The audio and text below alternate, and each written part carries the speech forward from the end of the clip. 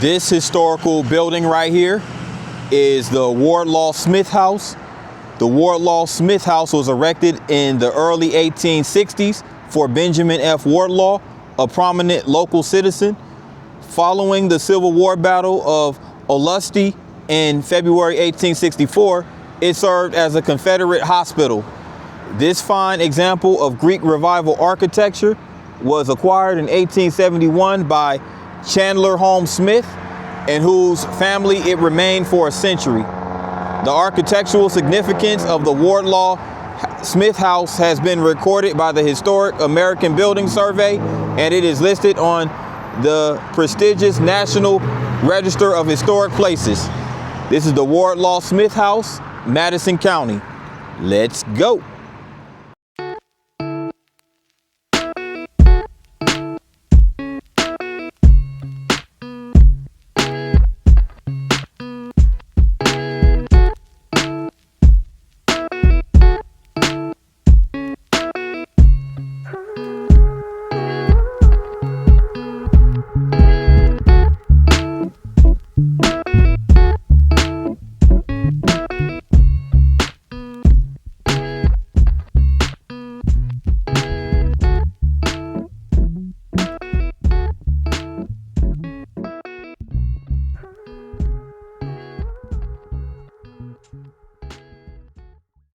Good morning, everyone. It's your boy P9, and I'm doing another vlog, and I'm back in the state of Florida.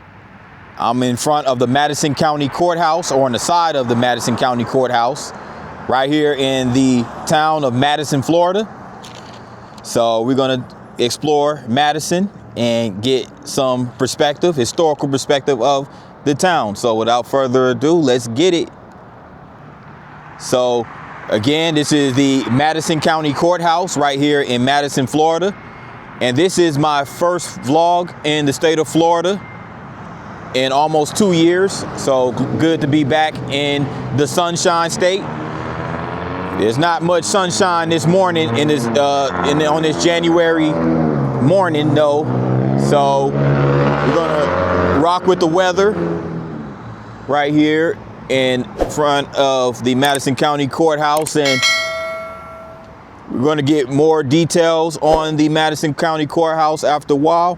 But this is a marker commemorating Captain Richard Bradford of Madison, and Captain Richard Bradford was killed October 9th, 1861 during the Battle of Santa Rosa Island. This battle was fought in an attempt to capture Fort Pickens, which protected Pensacola Harbor. Bradford was the first Confederate officer from Florida to die in the war between the states. And in his honor, the new legislature voted to change the name of New River County to Bradford County. Governor John Milton signed the law in December 6th of 1861. So that's some history of Captain Richard Bradford right here.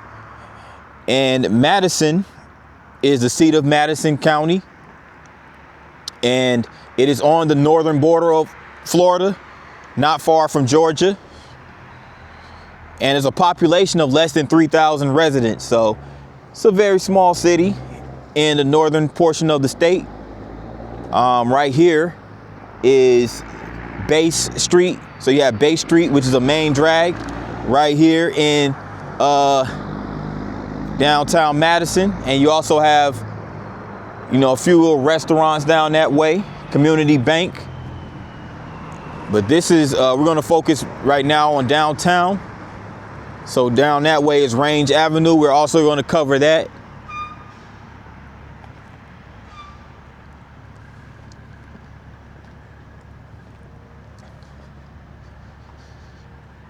But right here is the Madison County Courthouse, which was built in 1913.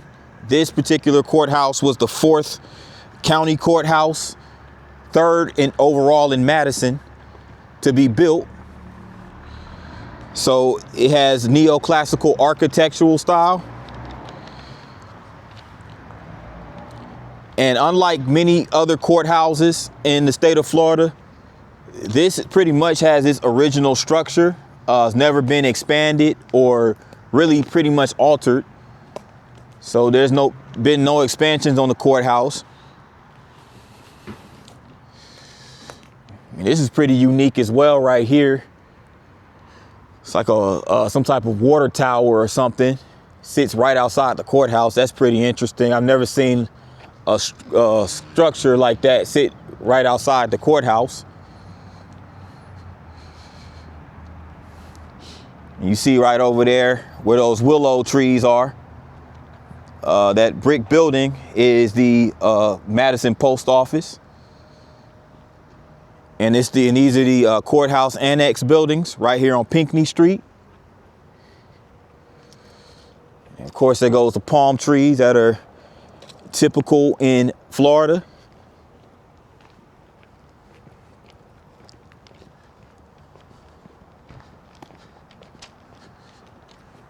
So it's about 10 o'clock in the morning here in Florida, Eastern Standard Time.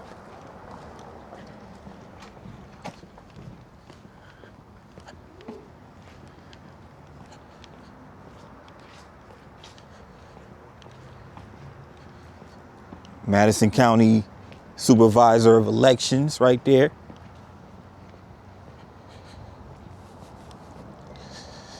Check that out. The Baby Yoda Dodge.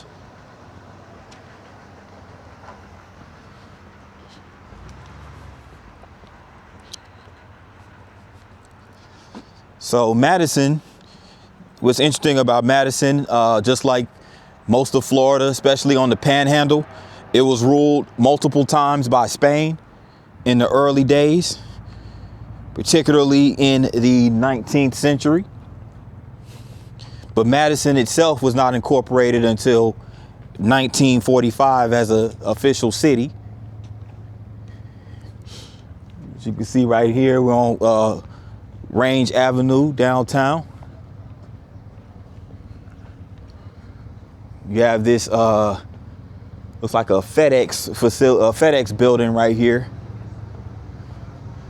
But I believe this building was once the genealogy library. But it looks like they have like a UPS and FedEx store.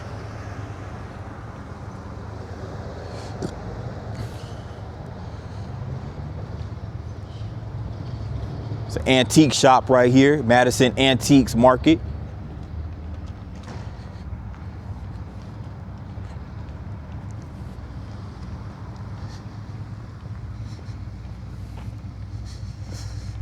Check this out.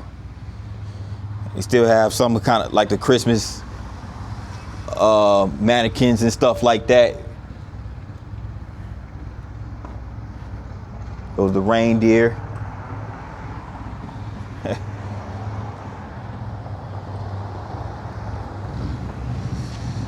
Over here, the corner of Range Avenue and Rutledge Street.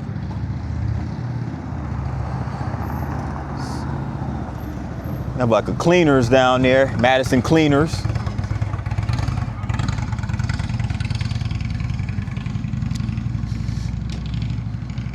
I'm gonna go down Rutledge on this side of Rutledge after a while.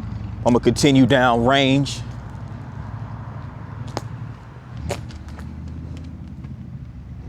So far, really pleased on how the downtown looks. Downtown Madison, Florida. There goes the Chamber of Commerce across the street.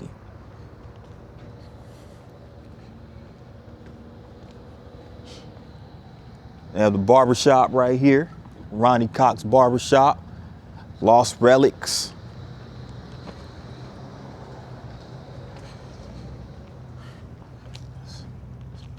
Have some neat little shops down here, downtown.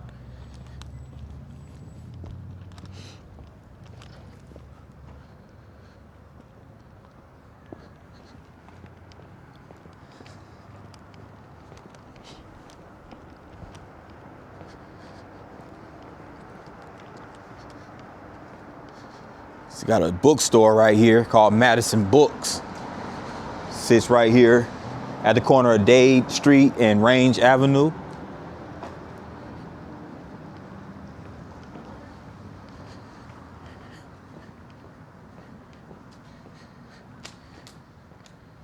I like how they have this bicycle suspended from these chains right there. It's pretty neat.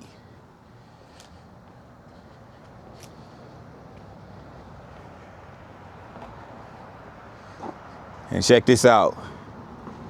Look at all this right here.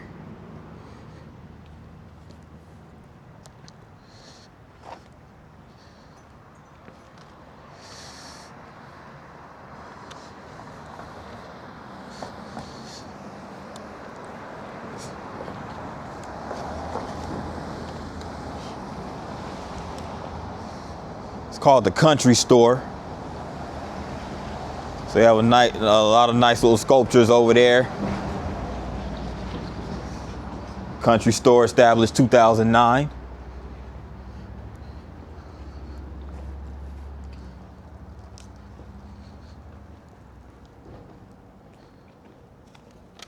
Yeah, so far it's pretty cool, huh? Right over here in front of City Hall in downtown Madison, Florida. And we're gonna check out Rutledge Street, get a feel of the buildings and the vibes right here on Rutledge Street. And again, there goes City Hall right here. This is Madison City Hall, built in 1970. And we have this marker in front of City Hall that illustrates the history of the city of Madison, which was the Frontier, Newtown, or Madison Courthouse. And Madison was founded on land secured from Madison C. Livingston, May 2nd, 1838, and established as the county seat after its removal from San Pedro. And we're going to check out San Pedro later on. An early political center, it was along the escape route of Confederate Secretary of War John C. Breckinridge in 1865. The town played a prominent role in the development of tobacco, livestock raising, and conservation in North Florida, home of the North Florida Junior College. The area's economy is based on agriculture and industry. So being that it is Florida, of course, you know, you're going to end in the deep South, you're going to have a lot of agriculture, a lot of farmland, livestock to, you know, to sustain the economy.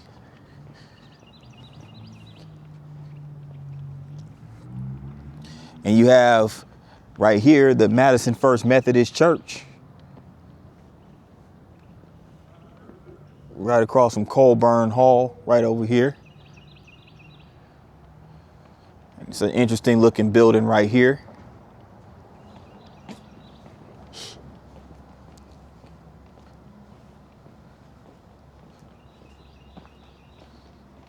I wonder what this says. It says Rosalie Nozzle Priest Annex, First United Methodist Church. So I'm guessing this used to be a church building or occupied by a church.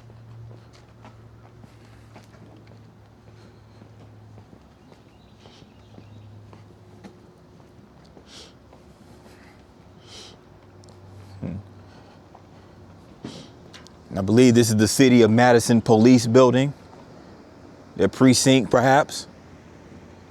It says Madison for Freedom's Police.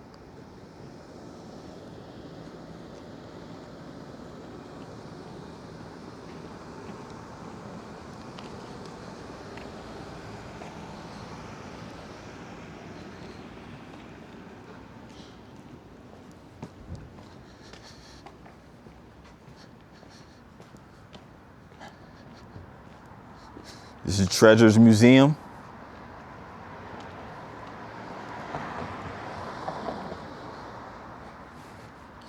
And this is actually Treasure Museum, which is inside of the W.T. Davis building. So the W.T. Davis building is a historic building. So I'm gonna get the front and side of the building right here. This is the W.T. Davis building right here.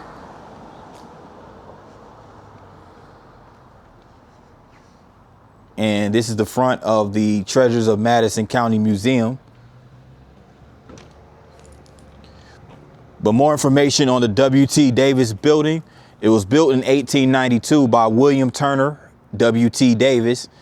And this building is one of the few remaining buildings in Florida covered with a galvanized sheet metal facade. In this example provided by the Mesker Brothers Iron Works of St. Louis, Missouri.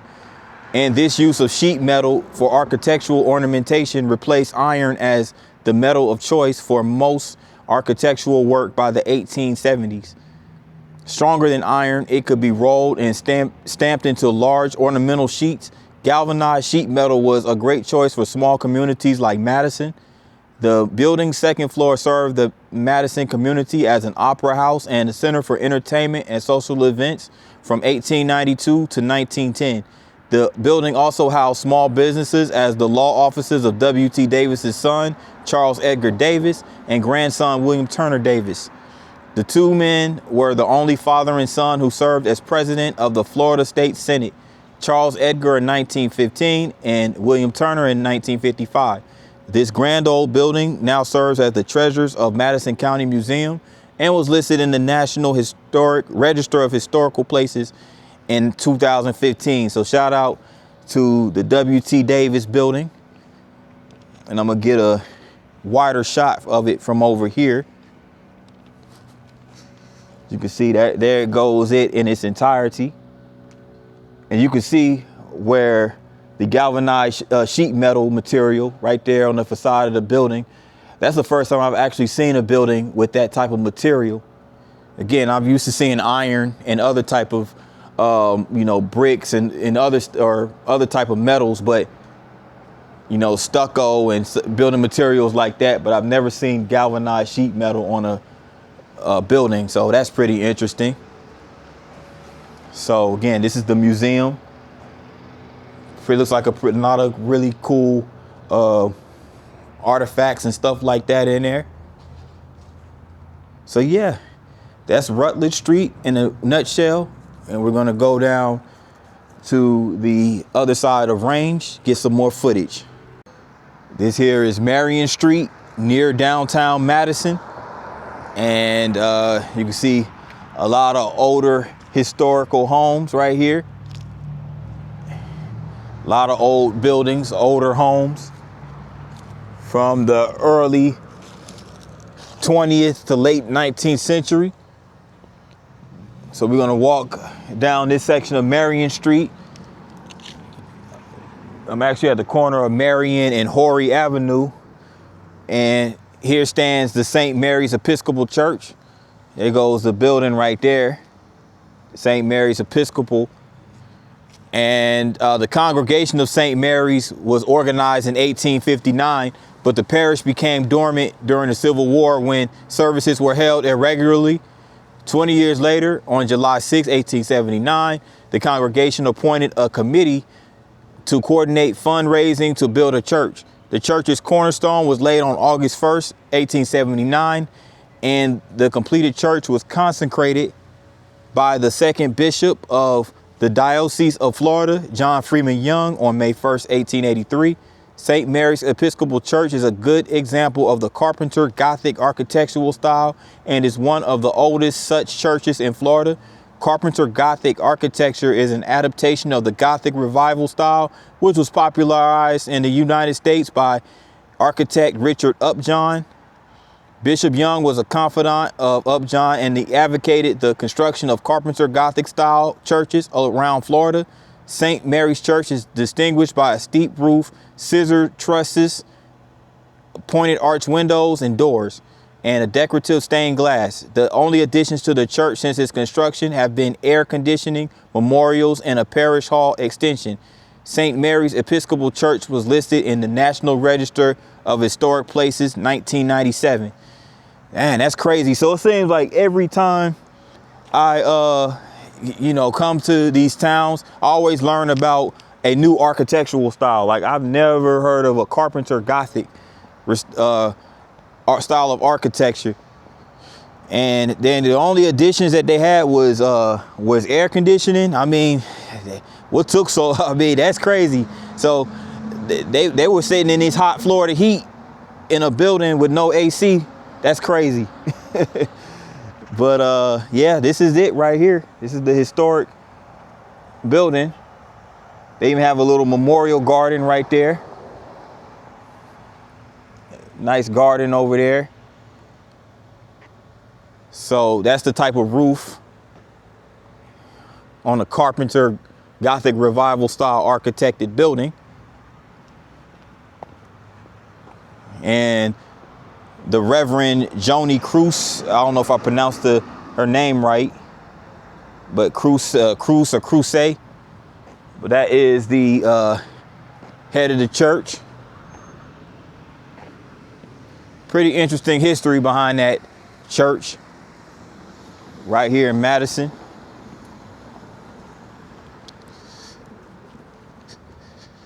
Continue walking down this way on Marion Street.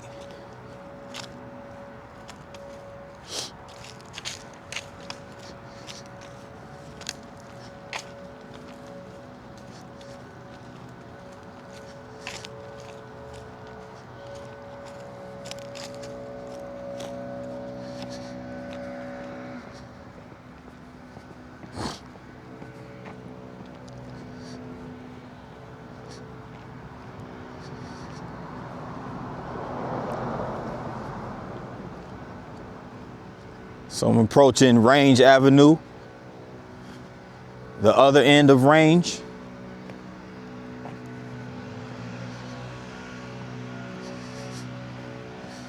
Now they have this antique shop right here called the Green Garage.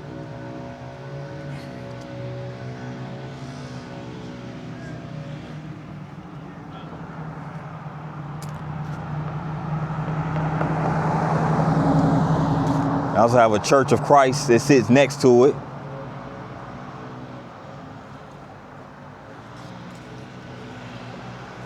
We'll keep going down this way. Now this park over here, that I'm gonna get to in just a minute, it's called the Four Freedoms Park.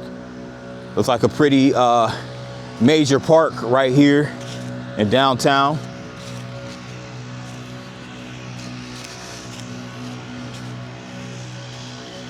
But here comes a house that I'm almost convinced was, it might, I don't know. What you guys think? Do you think this was once a plantation house? I mean, this is Florida, so does have an interesting cupola up there. You see the cupola. So the county courthouse, I forgot to mention, has a cupola similar to that, but it has a clock on it. And this is called the Dalgoza House. So I'm gonna get it from the other angle so we can get that in the frame. But this is the Dalgoza House. This is the late Victorian mansion built in 1880 for Major William H. Dial, a Confederate veteran of the Civil War. Dial was a surveyor who moved from South Carolina to Madison, Florida in the 1850s. This house is one of the finest examples of the Italianate style in North Florida. The building features bay windows, a roof cupola, and an unusual bow porch on the main facade. It is lavishly decorated with bracketed cornices, window pediments, and other distinctive late 19th century millwork. The house was placed in the National Register of Historic Places in 1973. So it's quite a few sculptures, quite a few buildings downtown Madison that are featured on the National Register of Historic Places. But if it was built for a Confederate veteran, Confederate soldier back then, I could only imagine it was, I don't know, it gives me plantation house vibes. But you guys could let me know what you guys think in the comment section. And I'll make my way over to Four Freedoms Park, where there's some work being done. Leaf blowing and hedges and hedges being trimmed off of the trees and stuff like that. Limbs being cut off the trees. But I just wanted to get a glimpse of the park. You can even see the side of the county courthouse from over here, from this angle.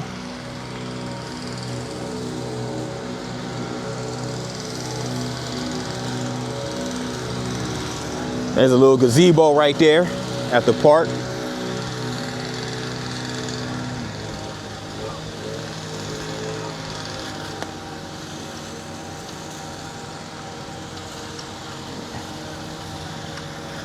Oh, they got some bleachers right here too.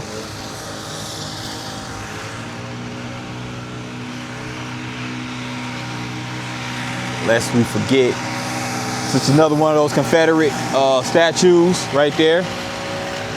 American flag, of course.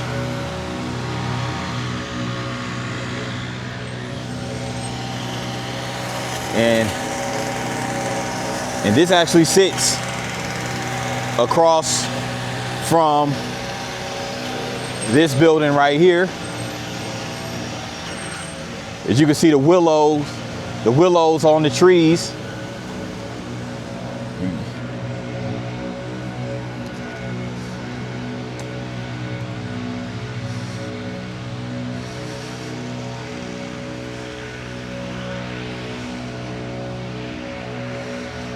And this is the building over across the street. It's called the Manor House. So it actually houses a restaurant and a florist. So you see it right there in the center of the frame. It's a dope Mustang, by the way. All right. Yeah. Hey. How y'all doing?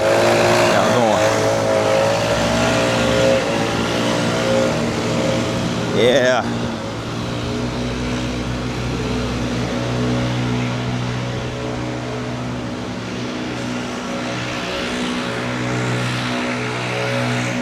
And this right here is a very interesting sculpture. It looks like four individuals praying, like it looks like angels right here. But it was it's called A Tribute from the Nation to honor Colin Kelly, first American hero of World War II in 1915. So this looks like a sculpture of four angels. You see the angel wings right there. It's a really nicely architected sculpture.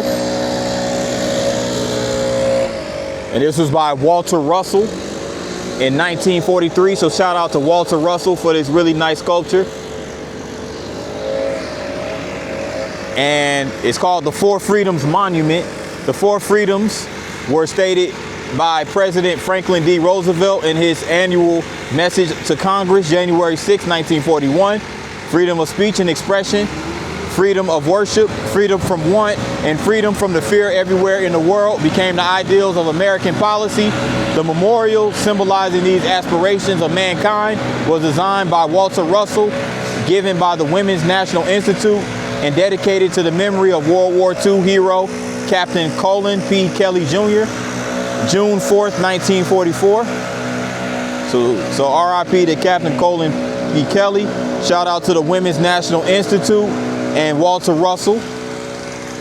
And yeah, Madison County men who paid for freedom. So these are all the World War II battle casualties that were based out of Madison County, as you can see right here.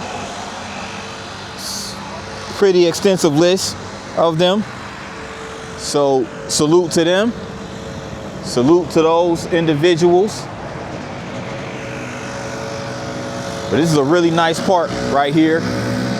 Four Freedoms Park is what it's called once again. And right here is a sculpture which stood a blockhouse erected by citizens of the area to protect women, children, and old people in the threatening period of 1842, 1835. It served as an informal courthouse before a Dornium van completed the regular courthouse in 1840. These facts came from W. Carlton Smith and others versed in frontier history. The marker will remind succeeding generations of their priceless heritage. And this was once the Seminole War blockhouse. And there goes, again, the courthouse of Madison County. So a lot of cool, interesting, sculptures and buildings, historical buildings right here in downtown Madison. Real specialty service right here. This is a really good view of the entrance, the front entrance to the Madison County Courthouse. In this building, you also have a for sale sign. So they have a for sale sign in this particular section of this building. So they have a vacant lot right here. TJ Beggs and Company. Looks like a historic establishment right here. But check this out. They got this little bicycle that has yarn knitted on it. That's pretty cool. A lot of creative people in these small towns for sure. Yeah, this is the TJ Beggs and Company building, established 1886. And it looks like they have some history behind the TJ Beggs Company. They have an article from the Miami Herald right there. So, you know, they have in the museum, they have James Stanley Jr., who managed the store for the Beggs family for 22 years. So basically, I think it looks like they put together embalming fluid and coffins for funeral services. So that's what the company did. That was their service to the community. And they were founded in 1886 in Madison, Florida. And in that same year, the Sears Company begun by a railroad agent, Richard Sears, in Minnesota. Coca-Cola, J.S. Pemberton invents the carbonated beverage, and the Statue of Liberty was unveiled in New York Harbor. So all of this happened in 1886. So here's some artifacts, just highlighting that particular period of time. And it's interesting that these are like the original, artifacts and whatnot. And it's crazy that they were able to maintain those after all these years. And we're talking like multiple centuries have elapsed since that time. So shout out to the historians. And there goes a better view of the building, wider angle.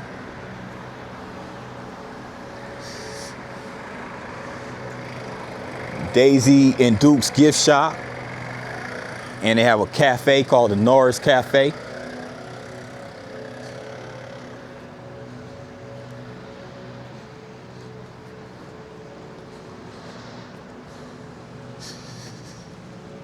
And I'm at the corner of Range and Pinckney Street. I already checked out the other side of Pinckney Street across from the courthouse. So I'm gonna check out this half real quick. And we was just talking about Coca-Cola, and they have this poster right here of this illustration of Have a Coke. So it's a promo poster, it looks like. You know, a boy with a bottle cap on his head, the bottle cap for the Coca-Cola, and the Coca-Cola trademark registered, of course. I think that slogan was like, have a Coke and a smile, or something like that.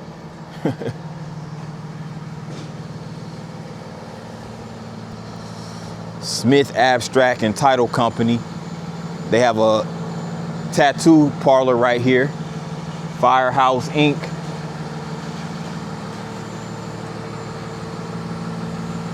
They also have a restaurant right here. It looks like a Mexican restaurant. It's called Rancho Grande. They have a nice exterior. Interior looks pretty cool from out here as well. But this is pretty dope. Rancho Grande Mexican restaurant. Yeah. They even have this little thing right here. It's pretty cool, pretty cool. They got the trees, of course. Coca-Cola is making their deliveries. It's pretty nice. Well, it looks like it's starting to rain a little bit out here. Not the sunniest of days today, but Decided I'll come out here and get some footage regardless. So I'm gonna cut this part of downtown short, but there's more of Madison to come, so stay tuned. I'm back with more Madison, Florida history, and we're gonna get some history on the economy as it pertains to cotton, lumber, and how those industries were facilitated by the railroad. So we're gonna dive into the railroad history right here in Madison, Florida. First, we're gonna take a look at this sculpture right here. And this is actually a steam engine. So this is the actual steam engine of the Florida Manufacturing Company. And this was done by the Lane and Bodley Company. But across Rain Street, this unit was used in cotton and peanut processing until 1919, and later carried to the Taylor Company for use in the lumber industry. With a 5-foot piston stroke and a 16-foot drive wheel, this 500 horsepower engine pulled 65 gins in the world's largest Sea Island cotton processing plant. It was given to the society by Earl Lee Lufride and installed by Jesse Huey and Paul McClune. So this was erected by the Madison County Historical Society in 1975. So shout out to the Historical Society. And yeah, so this was a steam engine.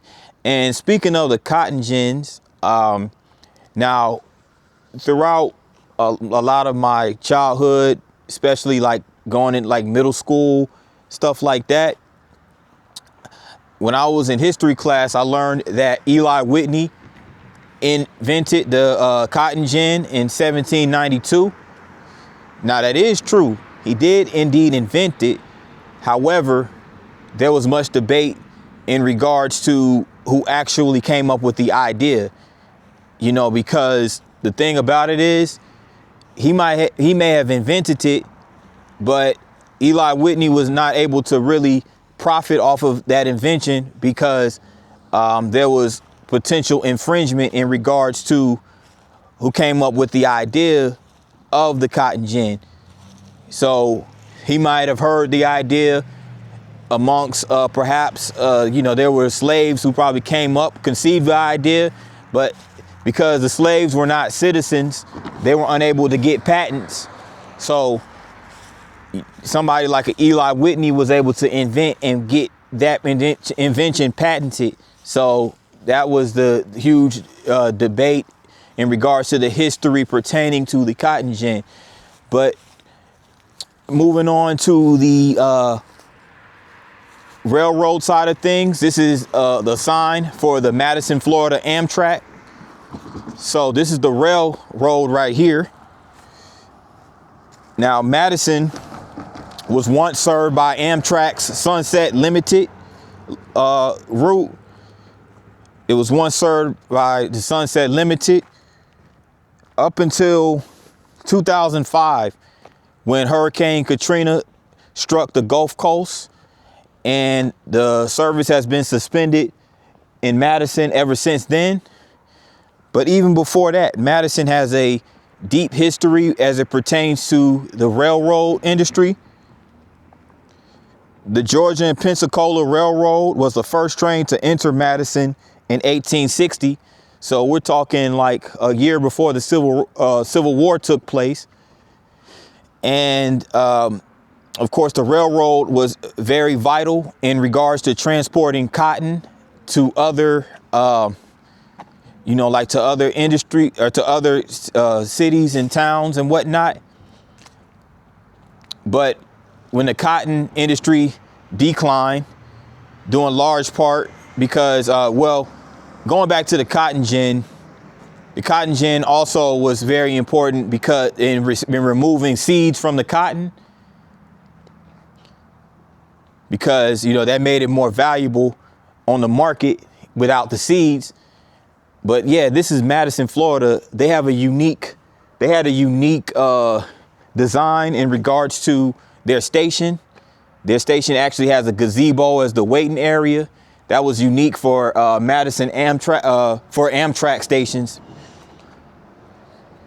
And this gazebo was completed in 1993, as you can see right here.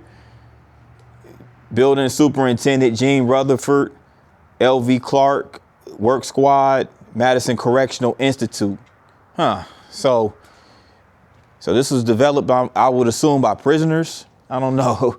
Wonder why they said Madison Correctional Institute. Did the prisoners help in the design of this, or in the construction of this gazebo?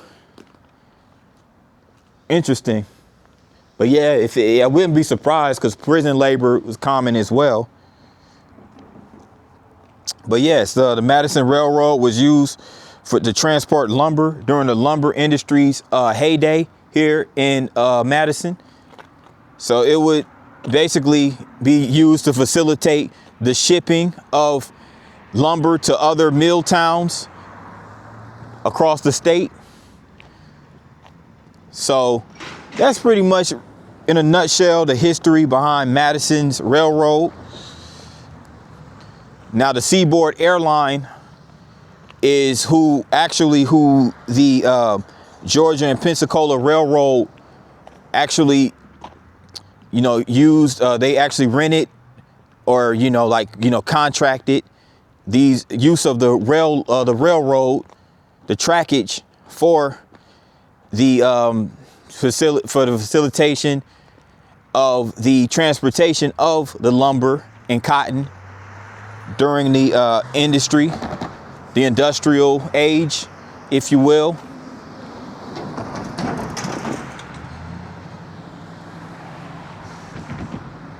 But yeah, it's a really nice little area over here.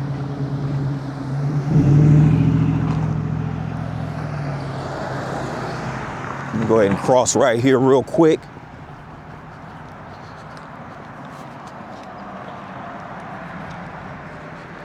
Now, this building right here looks like it's a building that has probation and parole services for the Florida Department of Corrections, and also a family resource center. But at one point in time, as you can see right here at this marker, the Florida Manufacturing Company had a processing plant, world's largest Sea Island cotton processing plant, and Captain John L. Inglis began in this area the Florida Manufacturing Company in 1874. This plant ginned as many as 10,000 bales of Sea Island long staple cotton in 1 year. The thread was widely used for general purposes and making English broadcloth. The plant was acquired by J&P Coates in 1890. The compression of seed was added later to ginning and baling of cotton. Activities ended with the coming of the Mexican boll weevil in 1916. This warehouse is the only remaining building of the manufacturing complex. So yeah, that's the warehouse right there. Or at least where it housed the Florida Manufacturing Company. So yeah, so the cotton industry in the South was decimated by the boll weevils. They would go and just completely, they would lay eggs and they would destroy the cotton, and farmers weren't able to profit. They weren't able to produce the cotton like they needed to, which resulted in a lot of them either having to switch over and diversify their crops, as far as, going to peanuts and potatoes or whatever crop they were able to grow, or they had to go in the Great Migration and migrate somewhere where there wasn't any presence of these boll weevils. So it was just a very tough thing, and which doesn't surprise me. This is the Deep South, so you got all type of weird creatures and stuff like that. So, but yeah, that pretty much illustrates the role of Madison in cotton producing and, manufacturing of lumber, things of that nature. So one last part of the video and we'll be done. P9 outdoors in the nature. Wanted to conclude this video right here at the site of the original county seat, the original seat of Madison County, Spanish Mission and first official county seat of Madison County, the site of San Pedro. Now, it was at this site where in the mid 1600s, San Pedro de Portoheriba, a Spanish mission was established in this area on the old Spanish Trail. Now, the first courthouse of Madison County was erected at San Pedro, the county seat, from 1828 to 1838. San Pedro, located about 10 miles south of the present town of Madison, was on a post road from Tallahassee to Jacksonville. In 1833, the first post office was established with Archibald McNeil serving as postmaster. So yes, this was used to be a town, and the first county seat of Madison County, where you see all these woods up right here, and even over there, there's a cemetery that still sits. It still stands. There's a building right over there, like a house or something of that sort. So yeah, this is San Pedro, Madison County, where we will conclude this vlog. I'd like to thank everybody for tuning in to this Madison, Florida vlog. And if you made it this far, make sure you tap the like button. Also, if you're new to this channel, make sure you hit the subscribe button along with the notification bell. Once you hit that bell, make sure you select all. That way you get notified each and every time I drop a new vlog. With that in mind, good people, thanks again for tuning in, and I'll see you on the next one. Peace.